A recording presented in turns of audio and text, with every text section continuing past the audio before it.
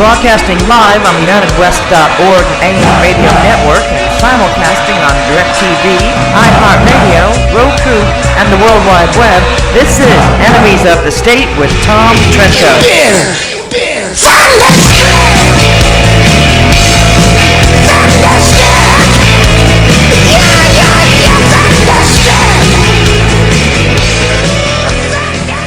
Unbelievable. May 7th already. Man, the year 2015 is flying by. Take time, ladies and gentlemen, to savor. Good word for today. To savor. You guys know what savor means?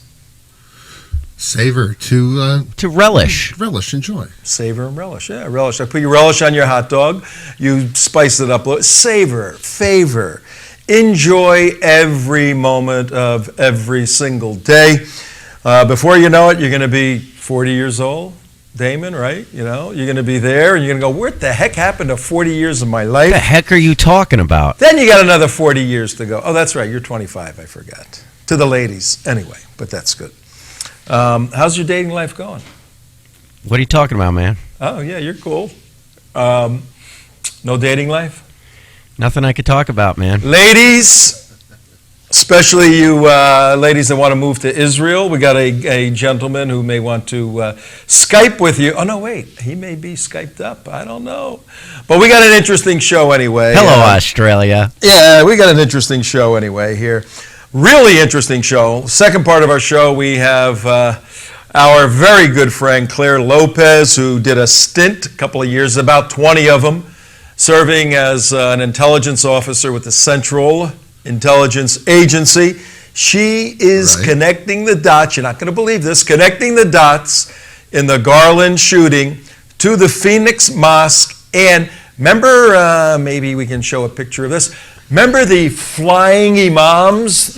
I think there were 6 of them back in 2007 that caused a ruckus. Right there they are. Wouldn't you like to walk down the airport and see that crew right there on the floor before you get on your plane? Do you have a problem with this Ayatollah of Islamophobia? Yeah, I got a problem when that happens in an airport. Beep, beep, beep, beep, the little red alerts go on, and you say, who are these guys? What do they want? That's exactly what U.S. Airways did, and CAIR sued U.S. Airways. I think CAIR actually prevailed on this, because of the flying Imams who were praying out loud, being disruptive, one-way tickets, didn't want to sit where they were assigned, wanted the extenders on their seatbelts when they didn't need them, but they're a good weapon. So the crew got a little concerned.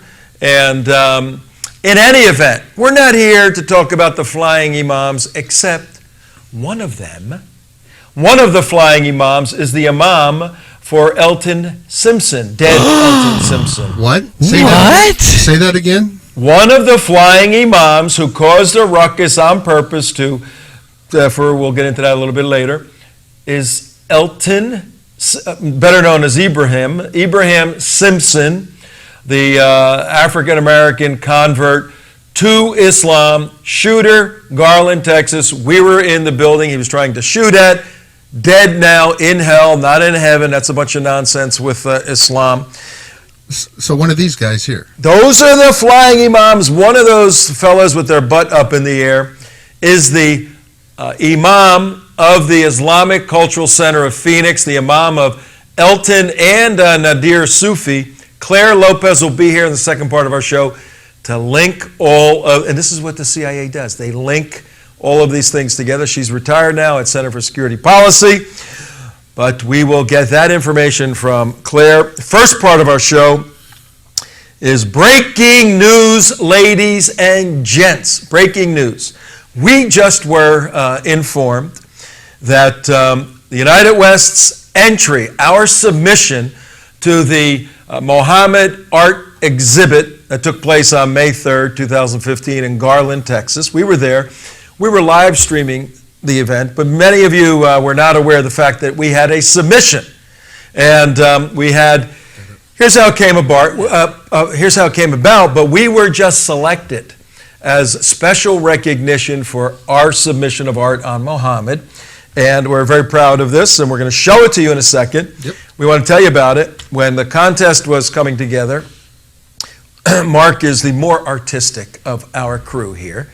And he said, let me give a shot at this. I got a new Photoshop program where you can sketch stuff out, and it actually transforms it almost into a 3D, like a bas relief. I thought that was plaster of Paris he did it in. No. Oh, no. I just on Photoshop, man. It's a photoshopped image of Muhammad. Yeah, here it is. And Mark, I mean, you're fully aware of the dangers of supposedly of drawing Muhammad or doing any image, anything like that, aren't you? Yeah, but I want to do it in a respectful way. I didn't want to do anything, I don't want to put it in a jar of urine or anything like that. I just want to do it respectful, I thought it, to honor. Yeah, the urine stuff's for Christians. Right. But from what I understand, and we're going to get into this a little later, Tom Trento, your host, Enemies of the State, 12 minutes after 4 o'clock on Thursday, May 7th. I don't need the call numbers or letters up there because I know it's W, Sonny Bogaratone, WSBR 740 AM on the dial, and WHFS 1010. I don't need that up there. I know what it is. Can we say hello to our terrorist friends up there? Nah, leave them alone. Okay. We're coming at you on the radio, commercial-free radio. This is not blog radio. We actually have to buy the time. It's very expensive. But we're hitting thousands upon thousands of very good people a day. Send money. Please, if you're driving in your car, if you're watching, a monthly donation of $18, $25, $1,000, whatever you can, is greatly appreciated. Much needed. Keeps us afloat. And Mark, you knew, even though respectfully you're not supposed to do this, according to the Sharia Islamic law, do you by any chance follow Islamic law? No. Unitarians? What kind of law do you follow? Well, Unitarians are kind of Christian-based, and right. Yeah, well, yeah, we are Christian-based, but I beg to differ with that, but that's okay. It's all right. Christian-based, what does that mean? It is. They believe in a couple of the commandments. Okay, that's we good. believe in Jesus and all that stuff. All that stuff. That's a Unitarian view, but you don't follow the Sharia, so for you, drawing even respectfully Muhammad, even with a Photoshop thing, is not a big deal. No, it's not a big deal. Should we reveal, do we have a drum roll by any chance? Yep, Should we reveal Mark's submission? There it is. Hey! And it's for our radio listening audience. It's Muhammad holding a Quran with a sword of justice in his right hand, in a respectful way. I thought it was a pretty good rendition. It's pretty good, man. Yeah. That is pretty cool, the way that art works. Is that all? The only? So that was what you're looking at right I got now. Inspired. That was late at night, but then I got a little bit more inspired. That's good work, man. Yeah, and I decided to expand it out a little bit. Throw some other lawgivers in there and stuff, things like that. Oh my word! And so it works pretty good. I had no idea, Mark. You got like kings in there with swords all the and Christian lawgivers. You got some mad skills, brother. And I even expanded just a little bit further, and just went all the way out, went all whole hog on it. Oh, my word. I tried to think of like a frieze that you would actually put, inside of like a building. It just kind of like came to me. I just, from all the way from the, Egyptian lawgivers to Solomon to all of them, so from all the way from Sparta to everywhere, So you put together, yeah.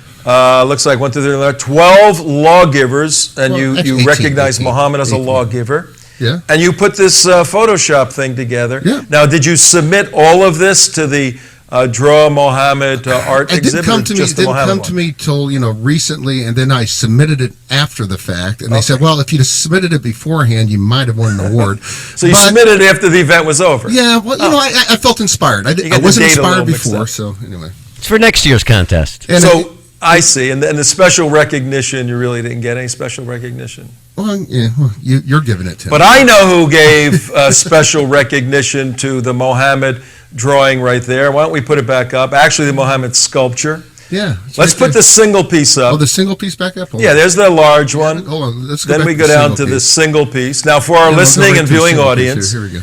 This is really, really as real as you can get, Anjem Chowdhury, as real as you can get, Bill OReilly, as real as you can get, Nihad Awad and any Muslim out there, this is a sculpture of Muhammad holding a Quran and a sword, which is an absolute violation of the Sharia law. Right. Absolutely ought to incense, according to their nonsensical laws, every single Muslim in the world.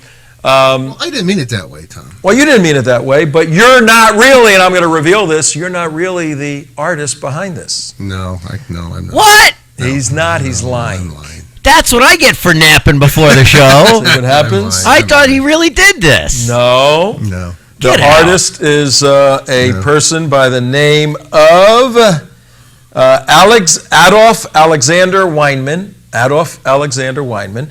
It was a sculpture in the early 1900s. He put this together. There he is, Adolf Alexander Weinman. 1870 to 1952. Wait a second, he's got Hitler's first name and he's a Weinman? Yeah. I don't trust him. I don't know if he was Jewish or not, but he was a highly recognized American sculptor, and he the Liberty Head dimes. That's one of his creations. He did that. Oh, cool. Yeah. And he put this. He did all that whole rack of rack of ribs. He put that whole row of lawgivers. Let's show that again at 16 minutes after to our audience. And we're going somewhere with all of this, and you're not going to believe where we're going, ladies and gentlemen, with this, because from the Sharia's point of view, you can't have a greater offense than what we're going to tell you about this piece of artwork. Why? Because it is Muhammad, and it is sculptured. It is in stone or bronze, and guess where it is? Anybody want to take a wild guess? Your house? Your house? It's in my house, yeah. No, guess what country, first of all, it's in? United States. Yeah. It's got to be United States. We'll go with the United States. You want to go with the United States? Yeah. Okay. All right. Somebody want to call the Spit it out, Trento. no, what is that? The smiler, the laugher, what do we call him? Who dat? Who dat? The guy running out to the store right now. Oh, the giggler. Yeah, The giggler. Give the giggler a call. The giggler's trying to reach me live on the air. Okay, all right. Giggles. Giggles. Giggles, right. We are going somewhere with this, folks, that is extremely shocking. This is an actual sculpture of 12 lawgivers with Muhammad in there, and this sucker is located right now, as we speak, in the Supreme Court of the United States. An image of Muhammad is in the Supreme Court of the United States? Tom, that's blasphemous. so. That's blasphemous, Tom. Hey, Bill OReilly, you're beating the hell out of Pamela Geller. I like to see both of you put boxing gloves on. I'll put my money on Geller. OReilly, you're ripping Geller for all of this stuff. Why don't you go to SCOTUS? They got a statue right there of Muhammad with a Quran, with a sword in his hand on the north wall of one of the chambers in the Supreme Court of the United States of America. It's offensive to every single Muslim alive, Bill OReilly. Exactly. Where are you on this? What needs to happen at this point now? This is what Bill OReilly had to say. You want to hear what Bill OReilly has to say about all this? No, not yet. We got him a little later. No, I don't want to hear from him yet. We'll hear from him later. But let's give you the background on this. Now, the big idea we're putting out today is this whole thing on the inability and insensibility of the Islamic world worldwide, more particularly the Sunni side. The Shias, this isn't that big of a deal with the Shias, those folks in Iran. For the Sunnis, this is a big deal. The whole thing is a scam, ladies and gentlemen. It's such a scam.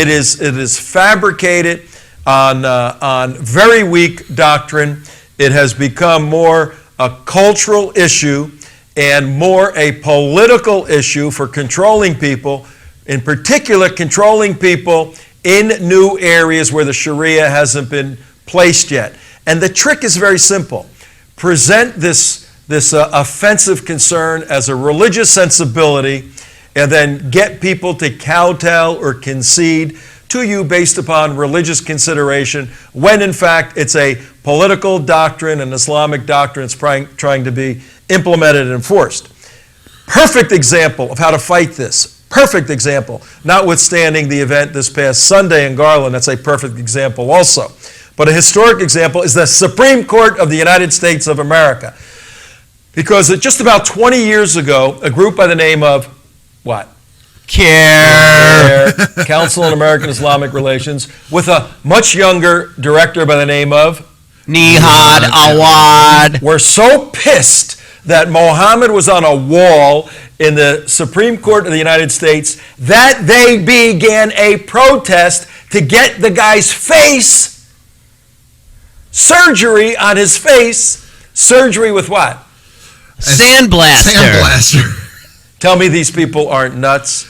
No. Just to be clear, they wanted this image right here in the site of the Supreme Court, CAIR, put on a full court press to get this image removed off the inside the Supreme Court because it was offensive to Muslims. It is blasphemous. And the way they were going to do it, they suggested to the Supreme Court officials is, we'll come in and sandblast Moses' face off of there. Now, Not Moses, Muhammad. No, Moses is up there. Muhammad's face off of there. Now, we don't have time. If we had a 3-hour show, this would be hysterical. All right, okay, you get the sandblast. I've done a lot of sandblasting in a former life, a lot. I wound up in a hospital for sandblasting for 3 weeks in a row with a big, gigantic sandblaster inside pipes. You don't use a big one like that. You get a small blaster, and you just go, and you make them. What would it look like? It would look like that Muslim Sharia doll that they were selling in Britain earlier this year, the faceless doll. Okay, so you blast off all the sculpture around his face.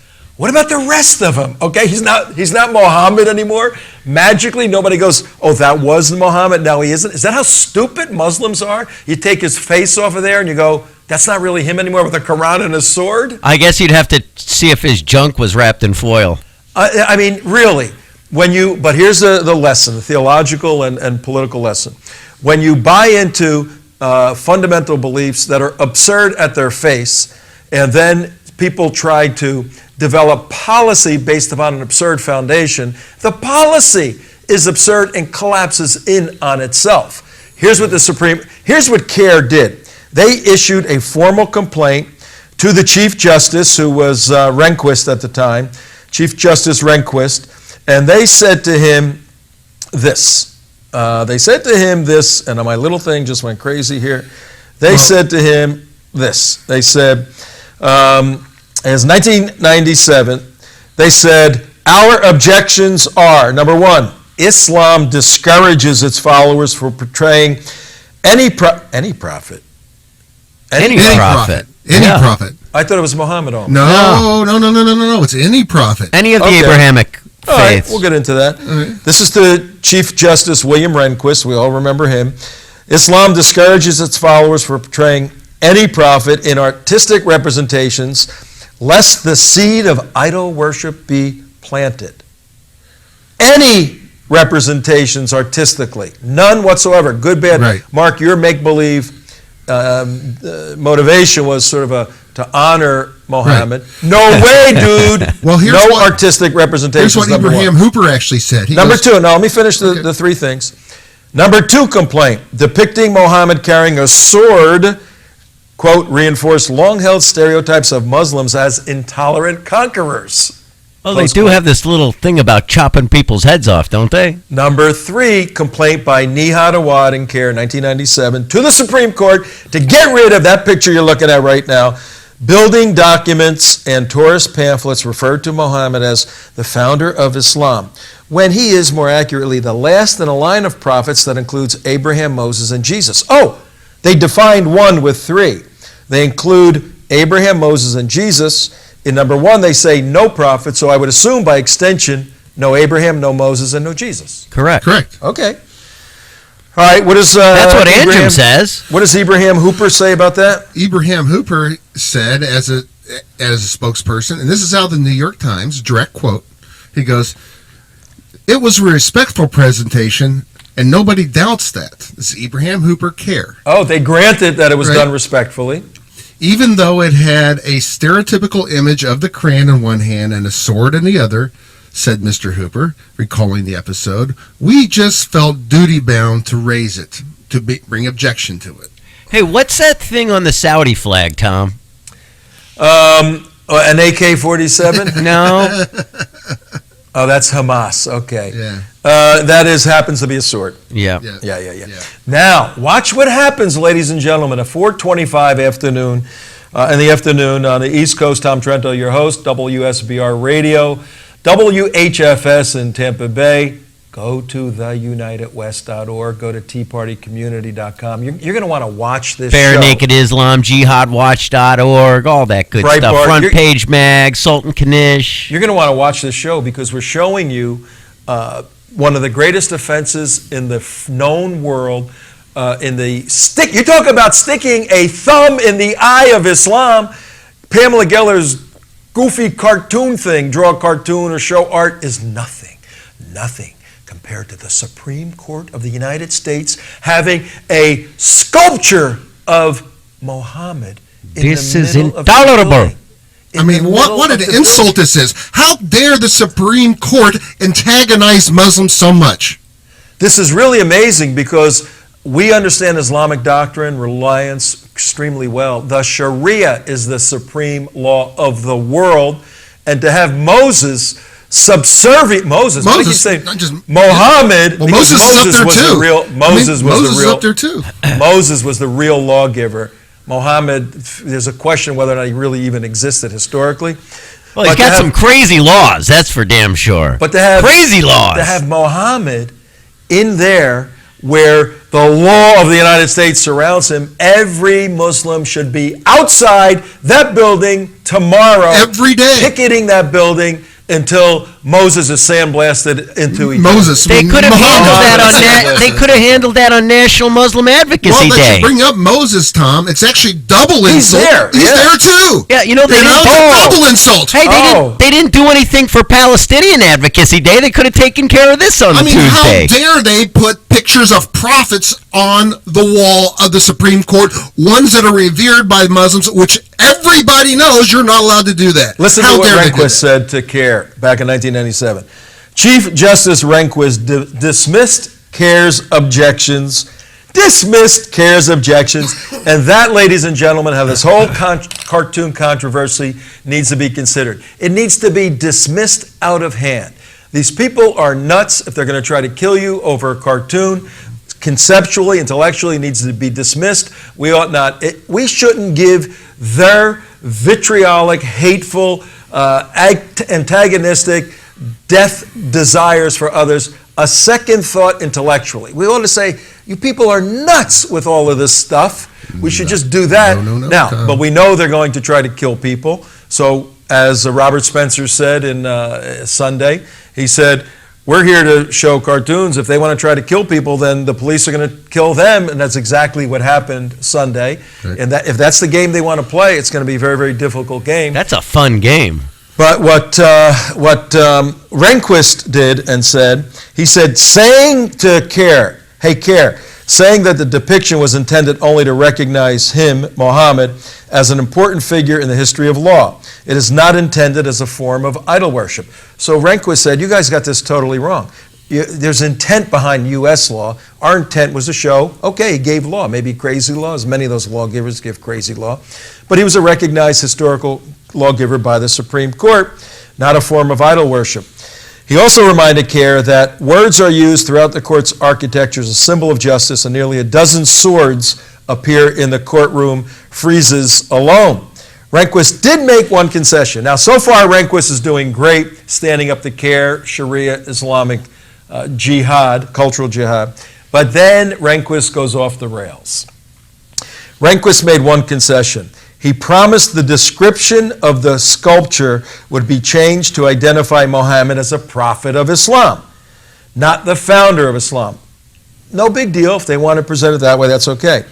The rewording also said that the figure is a, quote, I don't think in all my years of doing any form of education, whether it's logical teaching or philosophical or anything, I don't think in all my years at 30 minutes after the hour in WSBR Radio, Tom Trento, your host here, I don't think ever in my life I've heard a more incoherent, totally confused enigma of a sentence that doesn't make any sense whatsoever, said by the Chief Justice of the Supreme Court of the United States.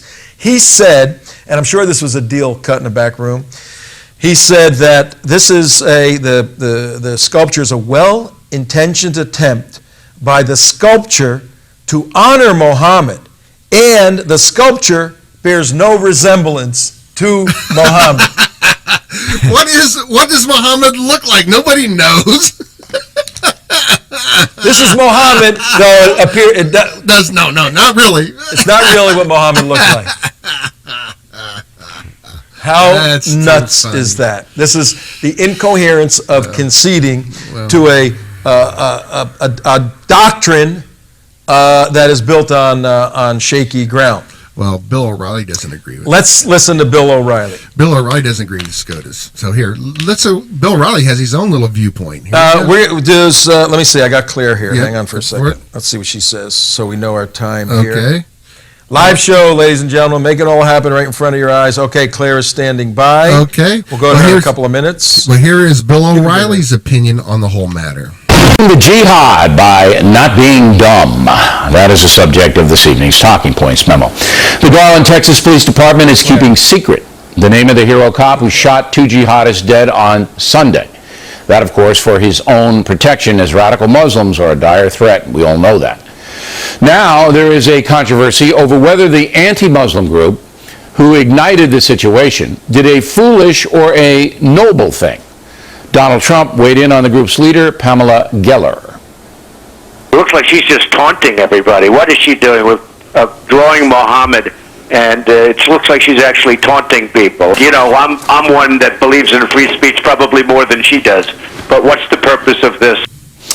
Mr. Trump is correct by setting up a contest and awarding $10,000 for a depiction of the Prophet Muhammad.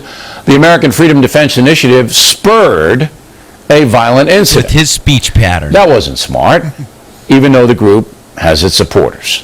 Mike, I'm withholding his last name, in Fairbanks, Alaska, wrote, Megyn Kelly was completely right and you were completely wrong, O'Reilly. An event like this should be held daily. If the Muslim world doesn't like it, tough. Agree with Mike. Insulting the entire Muslim world is stupid, Mike. It does not advance the cause of liberty or get us any closer to defeating the savage jihad. All right. Did Bill OReilly just call the Supreme Court stupid? We're launching a campaign, ladies and gentlemen. Do we have Claire with us? In a minute. All right, we're launching a campaign Getting ready. For Bill OReilly to lead the effort to get Muhammad taken down in some way, shape, or form from the chambers of the Supreme Court of the United States of America, because the doctrine says you cannot show any image, the doctrine that we're going to get into in a minute, any image of Muhammad whatsoever, whether good, bad, or indifferent. Now, if Bill OReilly then positions himself supreme to the Sharia and say, no, it's okay for Muslims to have Muhammad in the Supreme Court because that's a good rendition, then who is Bill OReilly? He either has to side with Islam, as he's siding now, or side with the U.S. Constitution and say the statue in the Supreme Court is good, as is Pamela Geller's cartoon contests or whatever. We need to let's bring on Claire. I want to show her and Jem Chowdhury from last night. Okay. With Hannity and Pamela. Have her listen to something very, very carefully that's going to be said. And then we're going to go back to Bill OReilly because I think he made a little movie. Hi, Claire. How are you? Hey there. Hi.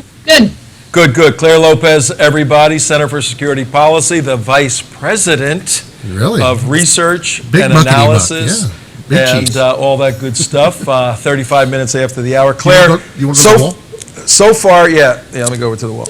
Okay. So far on our show here today, the first part, before you so gracefully arrived, first part was to analyze doctrinally this concept that it's against Islamic law, against the Quran, to show an image of Muhammad. And we illustrated that by this picture that we originally said Mark submitted in the cartoon contest. Well, show the single one. Okay. We said at the outset of the show, jokingly, that Mark submitted after the event a piece of artwork. That's it right there, and that we got special recognition after the fact for Muhammad holding the Quran and the sword. We were tricking the audience, Claire, as we often do. Tricked me. And then we told where that really is. I don't even know if Clare Lopez knows where that is. Sure, it's part of the frieze on the top of the Supreme Court. It's inside one of the chambers on the north wall of the 12, actually 18 lawmakers on 2 of the walls. And did you know, I did not know that Muhammad, a sculpture of Muhammad, was inside the Supreme Court of the United States. Did you know that? Sure. Spooks know everything. You know everything, Claire. You know everything. Did you know that Nihad Awad started a campaign in 1997 to have the face sandblasted off of that? Yes, yeah. But you know what?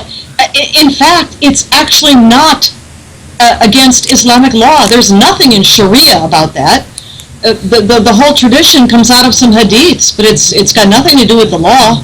Not according to Anjim. And it goes even further. And the big idea we're making today, and we're going to get into your story connecting the dots, is that in a very real sense, this whole thing with cartoons and blasphemy is a total political scam used by Islam to propagate some sort of Sharia and totalitarian control over people, because doctrinally, it doesn't say what people are saying it says. And even more, listen to Anjem Chowdhury. He introduces a whole new factor into this debate. Watch this. Factor. Somebody says something about your prophet that you don't like, you want them dead. Any prophet. Your prophet. You know, if they said that about Jesus or Moses or Abraham or the Prophet Muhammad sallallahu alaihi wasallam, I didn't hear anybody. It's the same difference. Wait a minute, because there was a crucifix submerged in urine, and I didn't hear you or any other Muslim say that this person. Did you catch that, Claire? Yeah, I heard that. That also is not anywhere to be found in Islamic law. The prohibition on blasphemy or slander, those are the laws in Islamic law, in Sharia, against Islam or against Muhammad or against any aspect of Islam, like the Quran or speaking blasphemously about Allah. Those things would be counter to Islamic law, to Sharia, but not blaspheming another faith's central figure like Jesus Christ or, I don't know, Moses. the Buddha or anybody else. No. Well, the 3 that we found that are referenced in the literature, Esposito has a book he's written on it, and he says that Muslims cannot profane, draw, actually any living creature, because Allah is the only one that can draw living creature, can come up with living creatures. Nobody knows what they're supposed to look like.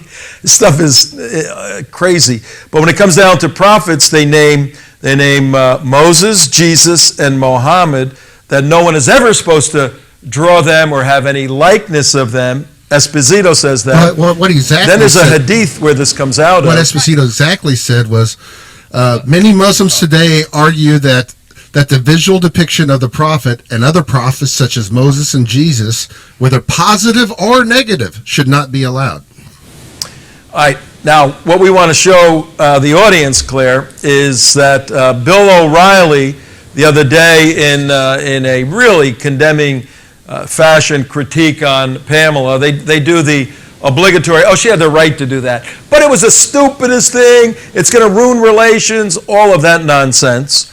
If Esposito's right, these hadiths are right, and other authors are right, that none of the 3 prophets, Moses, Jesus, and Muhammad, ought to be even presented wonderfully, then this book right here and this movie right here, we got a sleepy producer there. Yeah, that's all right. I got a sleepy producer. Got it.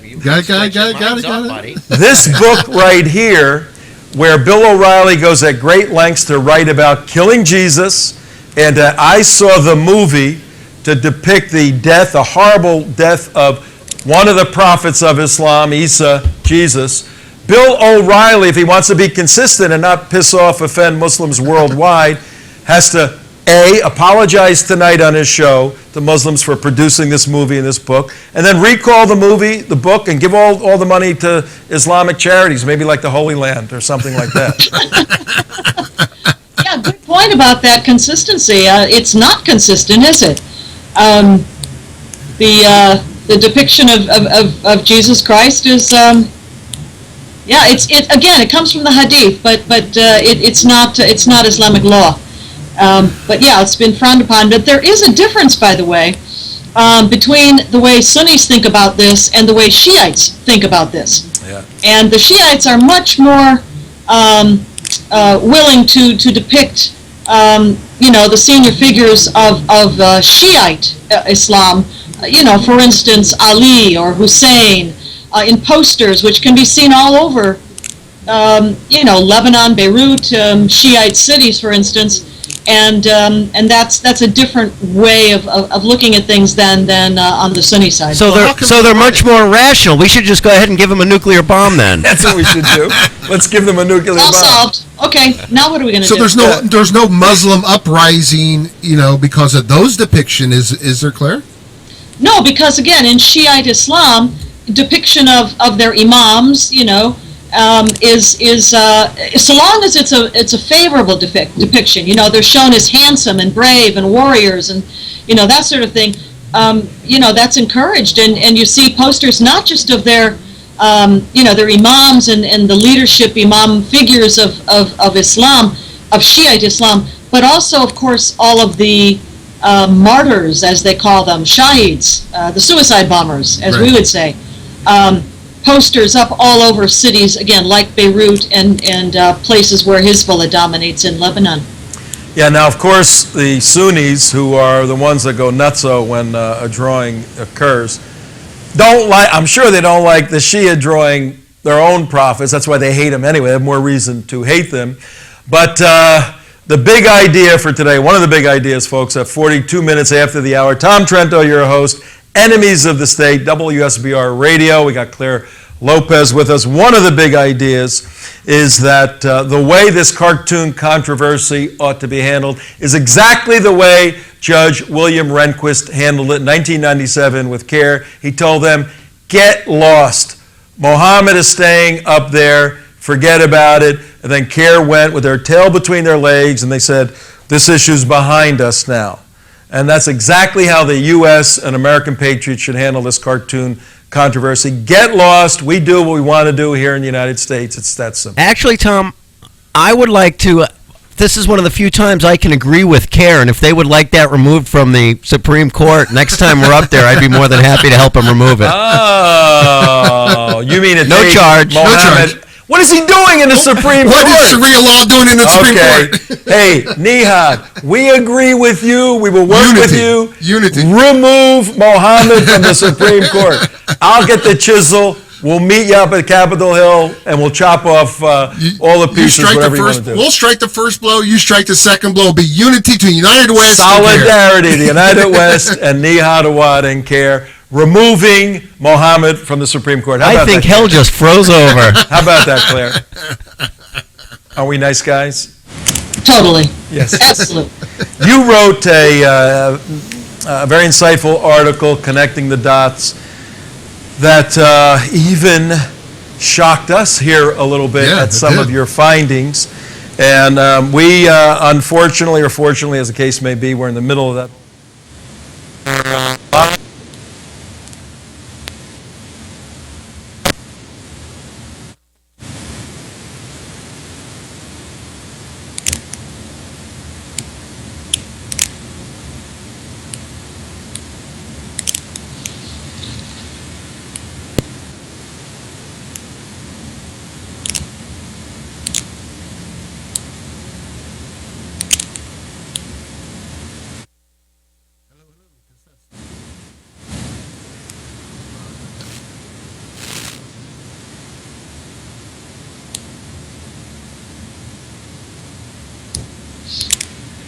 Hello. One, two, one. I think when I went out, it took you out. It took everybody out. Yeah, Right, yeah, so yeah. let's- We're back. Hold on. Let's Okay. just See how Now I can fast hear you. let's just do a break. 1, 2, 3. I'll cut it, and we'll We have have to. time. Well, No, it's fine. No, it's fine. we That's can live cut- radio. It's live television, live radio. We're back. The article you wrote brought out some new information. Give us your. When did you write this? Just recently, or? Yeah, well, I think it was probably Tuesday night, and it was published the next day, Wednesday, which would have been the May 6th. 6th of May. Yeah, I think so. And no, it was actually published on the 5th, late that night. Actually, Wow, very late, that was I think. fast. Anyway, whichever date, it was earlier this week, and it just I got to thinking. What motivated you? What were you Because- looking for when you dove into this? Well, I began looking to see what mosque these two gunmen in Texas, the jihadi gunmen, which mosque they attended. I knew that they came from Phoenix because that much had made the news already. So I began to search on what mosque they were attending, because every single time that there was one of these incidents where jihadi attackers go on a rampage, there is a mosque connected to them somewhere in the background. And so I began to look. And there in Phoenix, I found the Islamic Community Center of Phoenix. And once I knew that that was their mosque, both of them, by the way, both the gunmen attended this particular mosque. There's a good photo of it right there. Then I began to look into what kind of a mosque it was, and who were the staff, who was the Imam. And one thing after another started to pop out. And it turns out that this mosque is definitely a Sharia-compliant mosque, and we know that because it talks about providing the donations to zakat. And as your listeners, your viewers probably know by now, zakat is one of the 5 pillars of Islam. It's an obligatory annual tax for all Muslims and all Islamic companies, firms. And the majority of the funds collected probably go to, charitable causes. And if we look in a book of law, like the Reliance of the Traveler, let's say, the Umdat al-Saliq, we'll find actually the 8 categories designated under Islamic law where donations like zakat go to. And, there are widows and orphans and the destitute and what you might expect. But then, number 7. Number 7 out of the 8 is jihad. And so when a mosque advertises on its own website that it complies with the zakat obligation, you know that it's a Sharia compliant mosque. So we had that. And then, of course, looking at the Imam at the mosque was even more fun. We find out that this is Mahmoud Suleiman, and this is amazing. This is really amazing. His bio is available online, and turns out he's a graduate of Al-Azhar University in Cairo. Now that is a very prestigious center of learning, probably the premier center of Sunni Islamic learning in the Islamic world, and for the last 1,000 years it has been. So he's a graduate there. He's got a PhD in the study of the Hadith, the actions, the sayings, the doings, as recorded, of Muhammad. And so this is a very senior individual who is posted to this mosque. And then we go on and we find these other, connections that I mentioned in the article. And a number of them have to do with the Muslim Brotherhood. What a surprise. The mosque, the ICCP, Islamic Cultural Center of Phoenix, turns out that it has its deed of trust. That means the property is owned by an organization called NAIT, N-A-I-T, North American Islamic Trust, a Muslim Brotherhood front group, and that is funded by the Brotherhood and donors in places like Saudi Arabia. So that, one thing after another, you start pulling on this thread and it all started coming out. Yeah, but what about this? Yes. The Imam, here you see a picture of Mahmoud Suleiman, And by the way, that white cap that he wears on his head, yes, that indicates that he's a graduate of Al-Azhar. That's what that means. Oh, I didn't know I that. have same cup. Imam Abdullah Yes, he yes, wears I the have same same cup. one. Yeah. So this imam, turns out, was one of the so-called flying imams that made the news back in 2000, let's see, what was it? 7, when a group of, I think it was 7 imams, including this one and a number of others, were at the airport in Phoenix, and they were about to board a U.S. Airways flight. But as that photo you just showed there demonstrates, they engaged in some very odd behavior, very alerting behavior. What's so odd about that, Claire? You just take over the airport and stick your butt in the air and start praying. At the gate, at the boarding gate, praying very loudly, according to witness accounts, calling upon Allah as the prayers do. But then when they got on the plane, the behavior continued to cause alarm among the passengers and the crew. They said there's no humor in Islam. Well, no humor in Islam. Come on now. And so they refused to sit in their assigned seats. So of course that's alarming to begin with.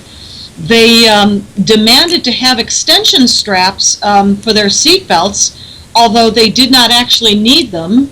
And when they received them, they put them on the floor. They didn't actually connect them or use them as seatbelts. So these kinds of things really caused the passengers and the crew to be alarmed about, what in the world are these guys up to, and are, legitimate concerns about, are they in danger? And so the U.S. Airways took them off the airplane, took them off the flight. Islamophobes. And then, lo and behold, they file suit, and that suit is handled by a lawyer from CAIR, our good old friends at CAIR, Council on American Islamic Relations. Great. All right, now, so one of the flying imams, which was a total operation to push the limits of the system to see what they could and could not do, or to initiate a lawsuit, certainly a Sharia intrusion into American culture. One of the flying imams was the imam of one of the shooters, Elton Simpson. Is that true? Both of the shooters, as it turns out, yes. Nadir Sophie, too. Both of them. Okay. The two of them, yeah. Both attended that same Islamic Community Center of Phoenix, ICCP. And apparently Simpson attended for something like 10 years, because the spokesman, apparently, who's been sort of designated to make the statements to the media after the shooting in Garland, Texas last Sunday, is the chairman of the board of trustees at that center. And let's see if I can grab his name real quick here. He admitted in at least one of the interviews, if not several of them, that the relationship between the mosque and these two perpetrators, the shooters, the jihadi gunmen, went back for 10 years. And then he hastened to add, but they stopped attending recently. That always happens. Whenever they go jihad, they haven't been there anymore, or they went mentally insane. It always, it's never a continuation of the jihad. They must be insane to stop going to mosque. So Claire, that's your observations compiled and put on paper. What is your analysis, and what is the summary of your analysis? Well, I mean, once again, it shows that Muslims in our society who decide to embark on the path of jihad, and of course that's not something that all Muslims do. It is an extra step. It is going above and beyond in terms of devotion and expression of devotion to Islam. So these would be very devoted, very devout Muslims who answer the call to jihad like these two gunmen did. That when that happens, it doesn't happen out of the clear blue sky. It doesn't happen from nowhere. Now, it turns out that Elton Simpson is a convert to Islam. He apparently converted to Islam while still in high school, as quite a young man. And if you take the dates, it may be that he was converted actually at the ICCP, the Islamic Community Center of Phoenix. The dates match up. And as well, the overlap in time when this Imam, Mahmoud Suleiman, was Imam at the mosque. So he's converted to Islam sometime in his teens, really. And from that point onward, he's groomed, he's nurtured, he's developed, he's indoctrinated. And a lot of people, including unfortunately law enforcement, they call this process the radicalization process. Well, there's nothing radical about it. Let me give you an analogy. If there were somebody, was raised Christian, but they really don't practice very much, and they don't care much about the Ten Commandments, and they're just not very devout at all, don't go to church. And then one day they turn over a new leaf, and they make a commitment to really try to obey the Ten Commandments. They get to church on a regular basis now, and they really try to emulate the life of Jesus Christ. Would we call that person a radicalized Christian? Or an extremist, Christianist, or some such derivation? I don't think so. We'd call them a devout Christian, one who is now practicing devoutly. Well, that's the process of progressive revelation and indoctrination that Elton Simpson went through at that mosque, apparently. That's a really very, very good analogy, and we will steal it, I think, and use it. I will. And Mark, you have a question? Real quick, is there any doubt in your mind, Claire, that these devout Muslims, would have gone off and blown up something else if it wasn't the Garland Center? Is there a high probability that they would have blown up a mall or a coffee shop? They would have tried to do something, because the pathway to jihad that they were on leads in the direction of violent jihad. Now, the Muslim Brotherhood might be considered the vanguard of institutionalized, or perhaps the infiltration, civilization jihad in America and other places in the West. But that's a conveyor belt. It's a recruitment system. And from there, once the basis is laid at a place like these mosques, then mosques, that is, I mean to say, affiliated with the Muslim Brotherhood, as we can see with this one, then the pathway continues. It doesn't end there. And as we saw with Simpson, he then goes online, and he's on social media, in particular Facebook and Twitter, and he picks up all these contacts with a bunch of jihadis from all over the world, including some who are identified with the Islamic State. And then he himself, Simpson, online, actually posts a tweet pledging allegiance to Abu Bakr al-Baghdadi, the caliph, the head of the Islamic State. And so other influences like those, like online, like on the internet, begin to play a role. And I'll tell you, the Islamic State is very, very good at this stuff. There are recruiters out there all over the place, online, looking for individuals just like Simpson and his co-perpetrator, to snatch up, to ensnare, to encourage, to further inspire. By the way, inspire, the name of the name of the Al-Qaeda online magazine. In Islamic State has their own magazine too. They call it Duppy. All right, we have to coming to the end. So these other influences then pick up and take over and carry along from the groundwork, the basis, the foundation that the Brotherhood laid in the first place. Well, the point of my question was that we saved lives. Yeah. Well, yeah, the event in a bizarre way. That security officer down there saved a lot of lives. There's a lot. We got to end the show, but there's a lot to continue with, and we will tomorrow and next week as the Islamic State has inserted itself into this particular operation, and the FBI is going to be all over the place. There's going to be a lot to do on this, Claire, and we will be in touch with you. But just as we close, when that tweet went out by Ibrahim Simpson, Elton Simpson. We were in our second location, and we found it. It was sent to us, and I took that tweet. The FBI was doing their investigation with all of us, gave it to the FBI. They were shocked when they saw it, and I said, "You guys got to link this right now. Come on, come on!" And they didn't know Twitter, you know. And these were the investigators that were there. Another story, Clare Lopez, thank you very much for your service to this great country, for what you're doing now. Glad to be with you. We will see you very, very shortly. Take care. Next time. Ladies and gentlemen, tomorrow, Jumpin' Juma Freaky Friday. We got great stuff for you. See you. Bye-bye.